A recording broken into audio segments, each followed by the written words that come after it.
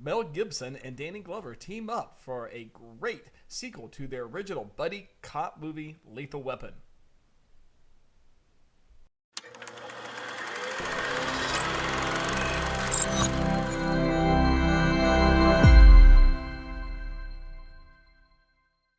Welcome to Retro Film Review, where we like to take a look back at movies that shaped our generation.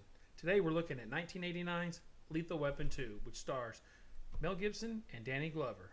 I'm Thor. And I'm Ed. But first, like and subscribe to Retro Film Review right down there. It really helps us out. And why not? I mean, it's easy. And then while you're doing it, like it, because you do.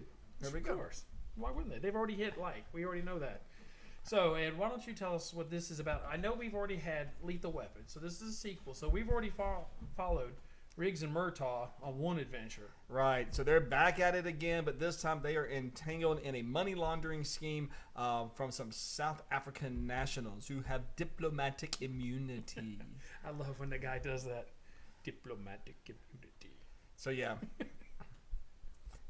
And they basically take a war against the LAPD. Well, yeah, they do. But, I mean, this movie, it starts out just in a car chase. I mean, it's not what it's a car chase that they're following. I think it's a BMW. Yeah. But then there's another car chase that they're not in, but another one that gets entangled in theirs. Yeah, all just convoys together. That is one aspect of this movie that I really like. The fact that it just started out and you're in the middle of the car chase. It's not like it led up to it and you're trying to follow a guy, but it's in the middle of the car chase. Them screaming and hollering, and it just makes the movie more elevated as far as its excitement. Well, I think because it's a sequel, I won't say allowed. You're allowed to do whatever you want in movies, but the first one established who they were. I mean, Right. I know there was some character development, but you got to know Martin Riggs. At first he was a suicidal cop, and then he kind of came around because Danny Glover, the mild-mannered, police sergeant, that just kept him level-headed, and brought him down. So you didn't have to build that rapport with who these characters are. You already knew. Right, and that's one aspect of sequels that I do like when they don't try to retell the whole story again. Right. They kind of expect that you have already watched the first one, and to me that's great because it's not wasted time. Yeah, well, hopefully if you've watching the sequel, you've already watched the first one. You may But have. But even if you hadn't, this movie still would make a lot of sense to you. Yes, I would agree. You wouldn't have to know the backstory. They kind of give a little bit. Right. When Mel's talking about, I say Mel, Martin Riggs is talking about his ex-wife, or his wife that he's a widower. So, and Roger Murtaugh, you just follow his family right along with him. Yeah. So, but this movie is directed by one of our favorite directors. Yes. Richard Donner. Yes. Which I love him because of Goonies. And you love him for a different one. Well, I love Goonies as well, but I got my first take of him was Superman, and so that's a fantastic foray into my youthful movie knowledge. We need a new Superman movie coming out. We'll call it The Superman, just like there was the Batman. The man who's super. How about that? That sounds like a Bollywood. He just cleans a building. I was gonna say that sounds like a Bollywood kind of thing. The man who is super. I love Bollywood movies. Though. Never really watched them. You've got to watch them. We need to review one. We definitely have to. It's amazing. They are so great.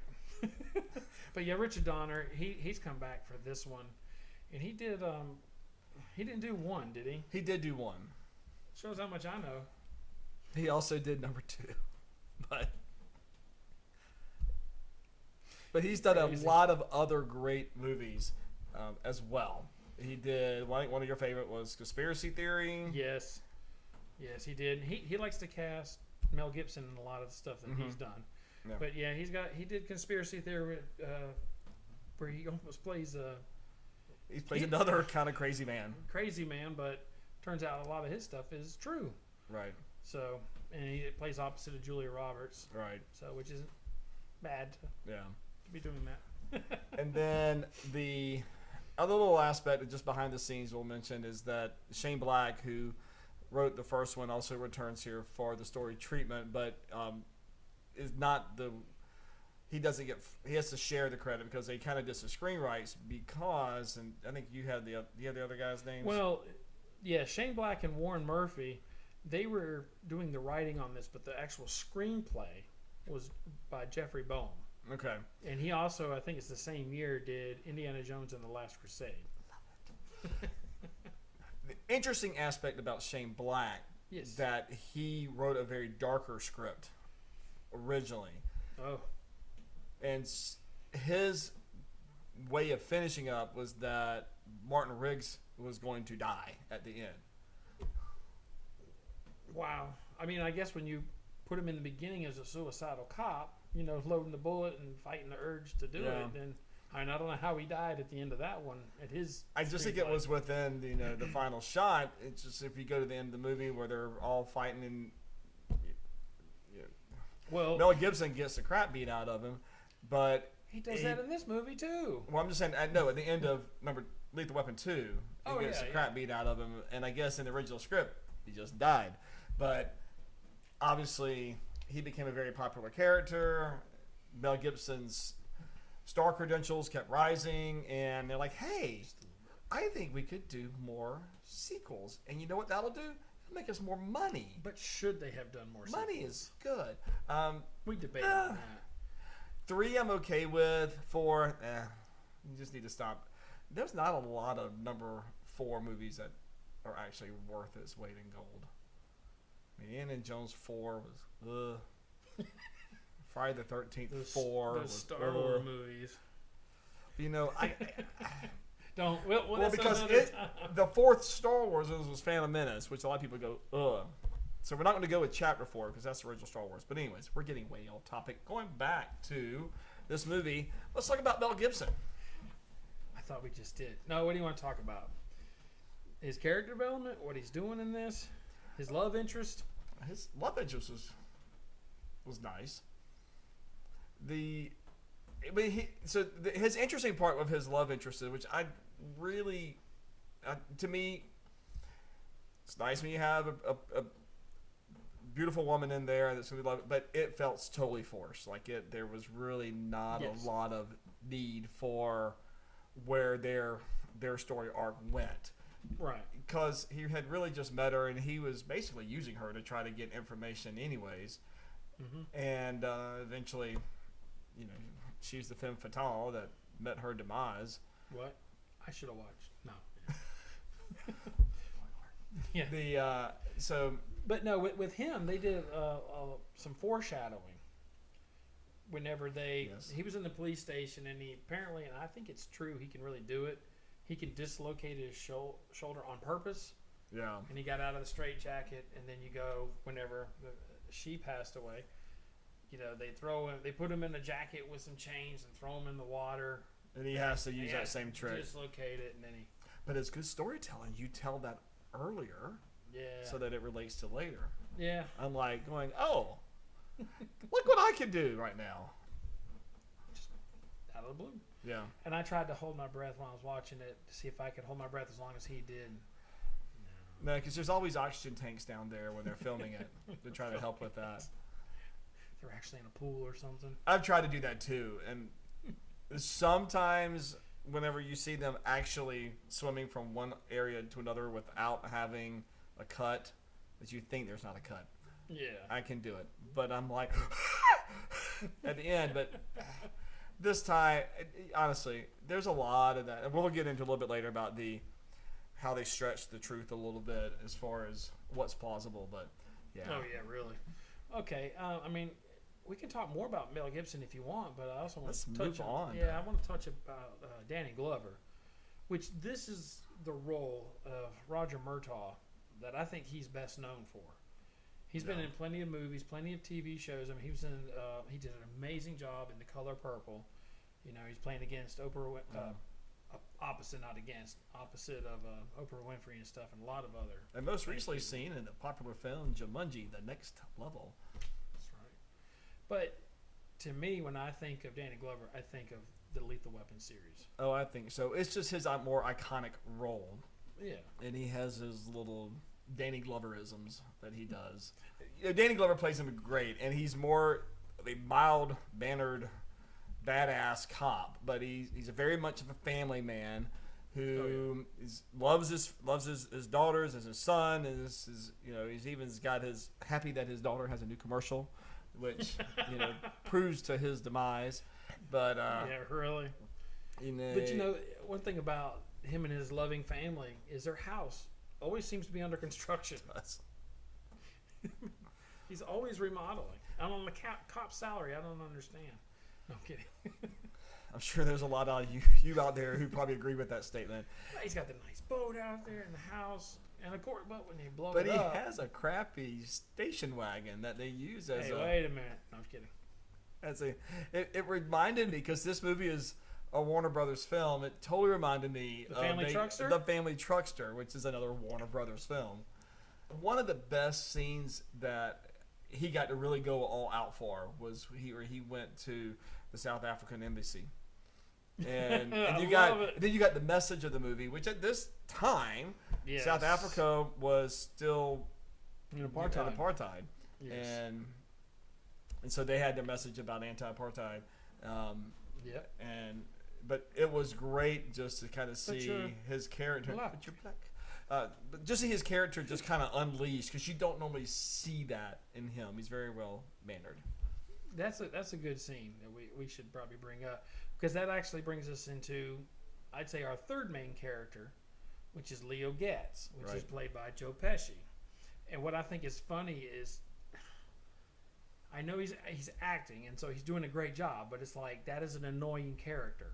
And of course, that's the role that he's playing. Right. But it's hard to see Joe Pesci go from Goodfellas, and you see him in Casino, which I believe came out after this, but still, that mindset to play Leo Getz. Whatever you want, Leo Getz. Get it? And I was like, get it. Leo Getz. Yeah, and it's just like, but he does it. He does it on purpose for the character to be annoying, so the buddy cops, are annoyed with him. Yeah. And I just forgot. Is the drive-through line in this movie? It's in both. It's in both. Okay. It's in this one, and it's in 4. With they mess you up. They screw you over at the drive-through, but they use a different word. Because they know you're going to be, half a mile away when you check your bag, and you got the wrong stuff, and you're not going back. Yeah, that's one of the main lines, I guess, that he has that makes him more memorable, because he just goes on and on. But he does play a good part in it, as far as he's kind of the pass-through between two subsets of the stories. You have the very beginning where they're trying to learn it, and then they get taken off the job, and they get handed him, which they don't realize that he's part of the greater picture as a whole. Well, he was the accountant. He was the accountant for the South Africans. Well, what got them to that point was they were involved with the money laundering. They were trying to find out. They were trying to chase down that lead and find out what was happening. Well, Roger and his wife, these guys broke into the house, duct taped them, their mouth, their hands, their legs, left them on the bed. They didn't kill them. They didn't even beat them up. They just kind of scared them. And so the chief was like, "Yeah, I'm taking you off that case. It's too dangerous." Instead of maybe staking out their house, putting a squad car or something out there, they took him off and they said, you guys are gonna watch this guy. It's Leo Getz, and as you already said, that was the accountant. Hilarity ensued. Exactly. And so, with one of the initial scenes where they met Leo, going into kind of a implausible scenario, right? The monster guys, or the South African guys, I guess, were posing as a waiter and was trying to kill Leo in that place. Yeah. Well, they busted out of a window and fell 7 feet. Oh, out of the hotel or 7 floors out into a 5-foot pool. 5-foot deep pool. Yeah, and I'm like, come on. Even if it was 8 feet deep, you're still going straight to the bottom. Oh, you're going straight to the bottom. And through it. Yes. Yeah, that's definitely not happening. No. So, and there was nothing like a scratch or anything. Well, even when Mel Gibson punched Leo 3 times in the nose, I mean, he broke his nose, but it's like... He had a dribble. Yeah.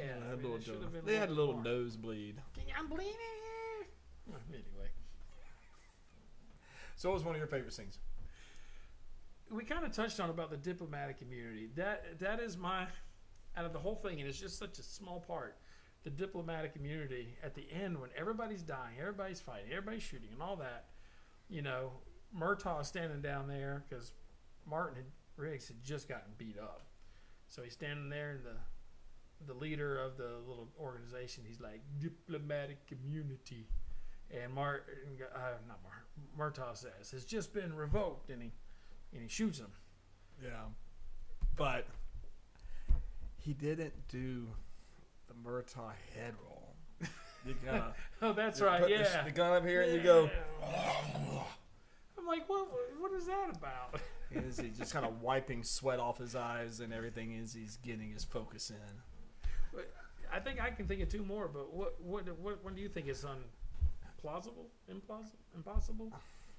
Well, I know we discussed outside of this about the house that was on stilts, which and that trying to pull that out with the little truck. You just tie some chains to the bottom, and you're just going to yank it out and have the whole thing fall down. It had to yank that axle out from under that truck. Right, yeah. That I don't think that's going to happen. But a little bit of trivia I read that building construction to try to pull it down cost $500,000 to do that. Really? Yeah. So they had to get it right. Yeah. Well, it took them like three tries, which obviously, even though it's still kind of unbelievable, it would have looked really unbelievable if he just like floored it and it just yanked the whole thing out. Right. But I think even out of those two, I think the most unbelievable one is whenever they just had the love scene and they're sleeping or whatever, and the helicopters are coming. And we're talking about Martin Riggs and then Rita. Oh my gosh, what is her, Vanderhaas or something like that? I apologize. So they're sitting there sleeping, and all of a sudden the helicopters are coming because they're having the war on the cops. And Sam the dog comes up and warns them. And why was there an opening in the bottom of the camper anyway? In case the dog had to go out in the middle of the night. Anyway, is that the doggy door? Yeah, really. But anyway, so they get up from the bed. They're not dressed, and they're shooting machine guns into the camper. And Martin goes, "Get dressed." It's like, what? Get out of the place. I don't care if you're wearing anything or not. Those bullets they're going through the floor too, but yeah. And then they're gonna have to reload. Run for it. It's like there's probably like 5 or 6 gunmen who are all going to reload at the same time. Yeah. Wait, we talked about my favorite scene. Do you have a favorite scene? So I've got kind of a 1.5. But my favorite scene is really at the Murtaugh house where Danny Glover is doing his Lethal Weapon number 2. And he realizes that there is a bomb underneath the toilet. Yeah.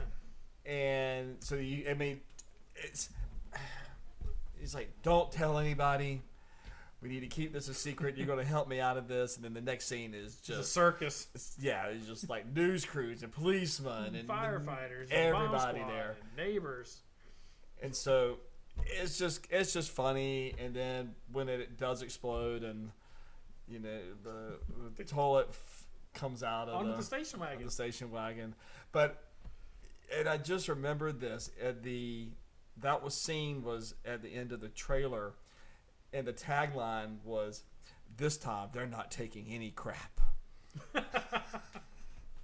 You know what made me think is everything was happening to his wife's brand new car as they were using it in all these police chases. The doors getting ripped off, the windshield's getting shot out, the toilets landing on. I was thinking of Smokey and the Bandit. Whenever Buford T. Justice sheriff's car, the roof came off, the doors came off, all this stuff. Yeah. But anyway, well, why don't we talk about our time warp rating? Woo woo woo. Yeah, we need something to pop. I know. But anyway, how about I go first? Okay. It's a great movie. It's a great sequel. A lot of times sequels don't live up to that, and I know we kind of debated whether this one is better than the first one. I'm going to go with the first one, and then this. I go right in order: 1, 2, 3, 4. You can tell how yours in a minute. But anyway, for time warp rating, could this movie be made today? Yes, they make a lot of buddy cop movies. I think it still could be made. Obviously, there'd be some technology changes, but flip a coin, I give it a 7. Yeah, I give it about a 6. I think that it's dated as far as the political message that it's going with. This is one of those sequels that do not suck. So this is, I personally like this better than the original. I think it's more action packed and the levels just kind of keep up high. And I thought the first one kind of dipped a little bit because you were dealing with his whole suicidal tendencies and everything. Right. So I give it a 6. One thing I do want to mention before we leave, because we have a guest star in the movie that we have seen many times on many retro film reviews, and that is the therapist who is in all the Lethal Weapon movies, and now her name is Mary Ellen Trainor. Yeah, this will be our 5th review that she's in, and now she ties. It's like some award or something. Now she ties John Candy for the most reviewed. So go back and see if you can find. It's gonna be like Where's Waldo? It's gonna be like Where's Mary Ellen? Go back and see if you can find her in each of the other reviews. And so in the meantime, again, like and subscribe, and we'll see you next time on another retro film review.